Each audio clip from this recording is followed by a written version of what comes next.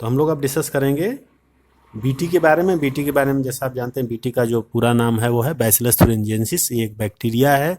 और आपने BT cotton, BT और भी बहुत सारे प्लांट है, बीटी बैगन, बीटी ब्रिंजल और बहुत सारे ऐसे बीटी टोमेटो, बीटी पोटैटो, ये सब का नाम सुना होगा। तो इसी के बारे में हम लोग डिस्कस करें कि ये बीटी है क्या चीज़ एक्चुअली और कैसे ये काम करता है।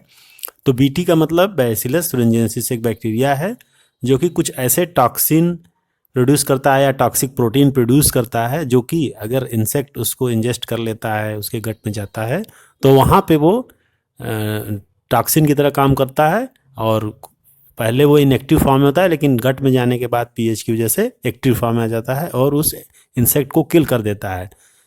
तो ये बीटी होता है ऐसे प्लांट, मतलब इसके लिए बैक्टीरिया के अंदर कुछ जीन्स होते हैं। अगर इन जीन्स को हम किसी भी तरह ऐड कर दें प्लांट के जीन के अंदर, तो फिर प्लांट खुद ही वो टॉक्सिन प्रोड्यूस करने लगता है।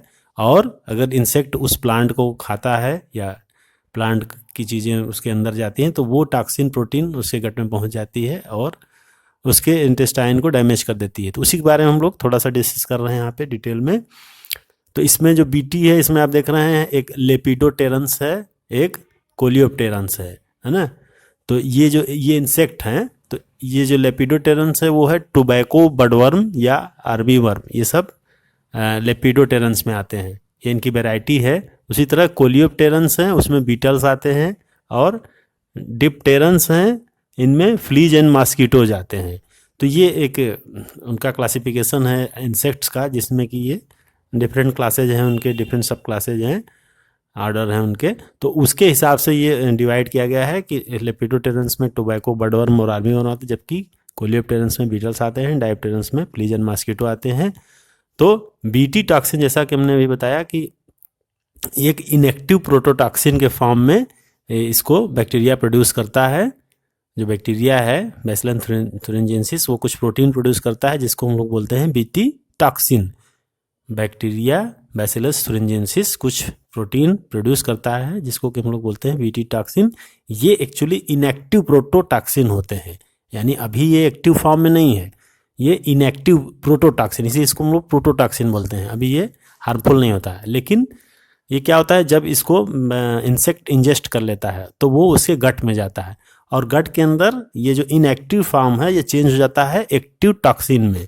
और क्यों चेंज होता है? ड्यू टू एल्केलाइन पीएच के। तो अगर ये इनएक्टिव प्रोटोटॉक्सिन को एल्कलाइन पीएच मिलता है तो ये एक्टिव टॉक्सिन में चेंज हो जाता है। और ये टॉक्सिन क्या करती है? Binds to surface of mid gut epithelial cells. जो इंसेक्ट की मिड गट है, आप जानते हैं कि इंसेक्ट में mid gut, fore gut, hind gut, इस तरह से गट उसका डिवाइडर होता है। तो मिड गट की जो एपिथेलियल सेल है, उस ये जो टॉक्सिन है, टॉक्सिक प्रोटीन है, वो जाकर वहाँ पे बाइंड हो जाती है, अटैच हो जाती है, चिपक जाती है वहाँ जाकर के, और उसको उसमें परफोरेशन कर देती थी, पोर्स बना देती है। जब पोर्स बना देगी तो क्या होगा? स्वेलिंग एंड लाइसिस हो जाएगा वहाँ पे, और डेथ ऑफ इंसेक्ट हो जाएगी। यानी एक तरह से आप मोटे वर्ड में कहिए तो उसके इंटेस्टाइन को फाड़ देता है, परफोरेट कर देता है, छेद कर देता है उसमें। तो इस तरह से ये जो टॉक्सिन होता है, इसको जैसे ही एल्कलाइन पीएच मिलता है ये एक्टिव हो जाता है और गट को परफोरेट कर देता है, फाड़ देता है, तो छेद कर देता है उसके। और फिर वो जानते हैं आप, कोई भी अगर एनिमल है, कुछ भी है, इंसेक्ट है, कोई भी ऑर्गेनिज्म है, अगर उसके इंटेस्टाइन में अगर परफोरेशन हो जाएगा तो जाहिर सी बात है वो सर्वाइव नहीं करेगा और उसकी डेथ हो जाएगी। तो इस तरह से अगर जो जीन है जो कि बैक्टीरिया के अंदर है, उस जीन को अगर हम प्लांट के जीन में अटैच कर दें बायोटेक्नोलॉजी या जेनेटिक इंजीनियरिंग के थ्रू, रिकम्बिनेंट डीएनए टेक्नोलॉजी के थ्रू, तो क्या होगा? फिर वो परमानेंट जीन वहाँ मौजूद रहेगी और उस टॉक्सिन को बनाती रहेगी। तो इस तरह से हम देखते हैं कि इनएक्टिव प्रोटोटॉक्सिन या बीटी टॉक्सिन जो है वो इंसेक्ट के गट में जाने के बाद एल्कलाइन पीएच की वजह से एक्टिव टॉक्सिन प्रोटीन में चेंज हो जाती है और परफोरेशन कर देती है, जिसकी वजह से इंसेक्ट की डेथ हो जाती है due to swelling and lysis of gut. तो इस तरह से हम देखते हैं कि अब जो ये जीन है जो कि इस टॉक्सिन के लिए रिस्पॉन्सिबल है, उसको हम लोग बोलते हैं बीटी टॉक्सिन जीन, या इसको हम लोग क्राई भी करते हैं, क्राई कहते हैं, CRY। इसका जो जीन का नाम है वो है CRY। और इस जीन को क्रॉप प्लांट के अंदर अगर इनकॉर्पोरेट कर दिया जाए, अगर इस क्राई जीन को या उस जीन को जो कि इस टॉक्सिन प्रोटीन को बना रही है, तो उसको अगर प्लांट के जीन में हम इनकॉर्पोरेट कर दें जेनेटिक इंजीनियरिंग के थ्रू, तो क्या होगा, प्लांट खुद ही उस टॉक्सिन को प्रोड्यूस करने लगेगा जो कि इंसेक्ट को किल कर सकता है। तो इस तरह से हमें अलग से कोई पेस्टिसाइड या कुछ और देने की, इंसेक्टिसाइड देने की ज़रूरत नहीं होगी, क्योंकि प्लांट अब खुद ही वो टॉक्सिन प्रोटीन बना रहा है जो कि इंसेक्ट के उसको इंसेक्ट को जो कि वहाँ पे डैमेज कर रहे हैं उनको किल कर सकता है। और ये जो टॉक्सिन होते हैं वो इंसेक्ट ग्रुप स्पेसिफिक होते हैं। ये जितने भी टॉक्सिन हैं ये इंसेक्ट ग्रुप, मतलब सारे टॉक्सिन, एक टॉक्सिन सभी इंसेक्ट के ऊपर नहीं अटैक करता, लेकिन हाँ अलग अलग टाइप के टॉक्सिन जो है अलग अलग टाइप के इंसेक्ट को किल करते हैं। और इनके लिए जो जीन रिस्पॉन्सिबल होते हैं उसको हम लोग बोलते हैं CRY, क्राई।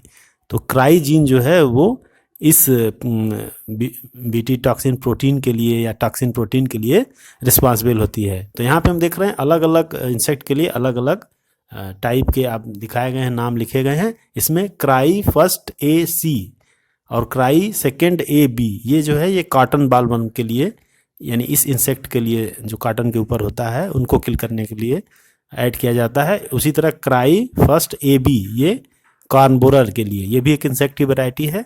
तो अलग अलग इंसेक्ट के लिए अलग अलग जीन होती है जो कि अलग अलग टॉक्सिन को प्रोड्यूस करती है।